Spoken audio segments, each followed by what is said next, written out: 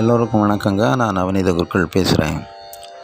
பொதுவாக கிரகணங்களில் சூரிய கிரகணம், சந்திர கிரகணம் ரெண்டுமே முக்கியமாக பார்க்கப்படுகிறது. ஏன்னா அன்றைய தினம் கிரகணம் நடந்தால் ஆலயங்கள் மூடப்படும், சில நேரங்கள் கர்ப்பிணிகள் வெளியில் வரக்கூடாது என்று சொல்வார்கள். இதெல்லாம் எல்லோருக்கும் ஏற்படக்கூடிய ஒரு சந்தேகங்கள்.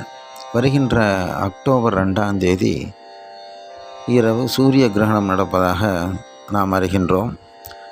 எல்லா மீடியாக்கள்லையும் அதை போட்டுக்கிட்டு இருக்காங்க. அது உண்மையாக, அது எவ்வளோ தூரத்துக்கு பாதிக்கும், அதனால் நம்ம என்ன செய்யணும் அப்படிங்கிறத பற்றி நம்ம பார்க்க போகிறோம். இது வரைக்கும் நம்ம சேனலுக்கு வரலைங்கிறத இப்போ வந்திருக்கீங்க அப்படின்னு சொன்னால் சேனலை சப்ஸ்கிரைப் பண்ணிக்கோங்க. நல்ல விஷயங்கள் உங்களுக்கெல்லாம் கிடைக்கட்டும், எல்லாருக்கும் ஷேர் பண்ணுங்க. இப்போ பொதுவாக சூரிய கிரகணம், சந்திர கிரகணம் ரெண்டுமே அஸ்ட்ராலாஜிக்கல் படி ரொம்ப முக்கியமானது. ஏன்னா சூரியன் மிகுந்த சக்தியை கொடுக்கக்கூடியவர். அவருக்கு கிரகணம் வரும்பொழுது மக்களுக்கு அதனால் பாதிப்பு ஏற்படக்கூடிய வாய்ப்புகள் ரொம்ப இருக்குது. சூரிய கிரகணம் நடக்கிற போது அன்று, அதாவது சூரிய கிரகணம் நடக்கிற அன்று அந்த பிரதேசத்தில் இருக்கக்கூடிய மக்கள் சூரியனை நேராக பார்க்காமல் கண்ணாடி வழியாக பார்ப்பார்கள். சில தோஷங்கள் நீங்குவதற்கு சில பேர் வீட்டிலே இருந்து விடுவார்கள்.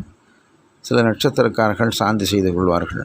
இப்படி இருக்கின்ற பொழுது வருகின்ற அக்டோபர் 2ஆம் தேதி இரவு சூரிய கிரகணம் என்று நீங்கள் கேள்விப்பட்டிருப்பீர்கள். பொதுவாக சூரிய கிரகணம் என்று சொன்னால் பகலில் தான் வரணும், பகலில் பார்க்க முடிஞ்சவங்களுக்கு தான் அதை பற்றி கவலைப்படணும். ஆனால் இதில் என்ன எங்கே பார்த்தாலும் எப்படி சொல்லிகிட்டு இருக்காங்கன்னு சொன்னால், இரவு நடக்கூடிய கிரகணத்தினால பாதிப்பு இருக்க மாதிரி பேசுகிறாங்க. கர்ப்பிணி பெண்கள் வெளியில் வரக்கூடாதுங்கிற மாதிரி சொல்கிறாங்க. அதெல்லாம் தேவையற்ற ஒரு வதந்திகள். இந்தியாவிலோ மலேசியாவிலோ சிங்கப்பூரிலோ இது தெரியாது. அப்படி தெரியாத ஒரு கிரகணத்தை நம்ம தெரிஞ்சுதான் நினச்சிக்கிண்டு அதற்கு கவலைப்படுவது, அதற்காக ஜன்னலை மூடி வைக்கிறது, கோவிலை சாத்தி வைக்கிறது, இதெல்லாம் தேவையில்லாத ஒன்று. அக்டோபர் மாதம் நடக்கக்கூடிய 2ஆம் தேதி, அதாவது அக்டோபர் 2ஆம் தேதி நடைபெறுவதாக சொல்லப்படுகின்ற அந்த சூரிய கிரகணத்தை யாரும் பெரிதாக எடுத்துக்கொள்ள வேண்டாம். குறிப்பாக நமது மலேசியா மக்கள், இந்திய மக்கள், இலங்கை, சிங்கப்பூர் மக்கள் யாரும் இதை பெரிதாக எடுத்துக்கொள்ள வேண்டாம். இது கண்ணுக்கு தெரியாத ஒரு கிரகணத்தை பற்றி நீங்கள் கவலைப்பட வேண்டிய அவசியம் இல்லை. அதனால் அவங்கவுங்க வேலையை அவங்கவுங்க பார்த்துக்கிண்டு நிம்மதியாக இருங்க. இரவு நேரத்தில் வரக்கூடிய சூரிய கிரகணத்தை பற்றி நீங்கள் கவலைப்பட வேண்டாம்.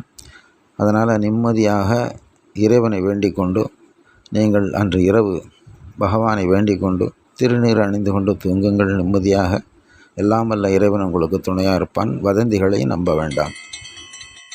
இன்பமே சூழ்க, எல்லோரும் வாழ்க. ஓம் ஹ்ரீம் நம சிவாய நமஹ.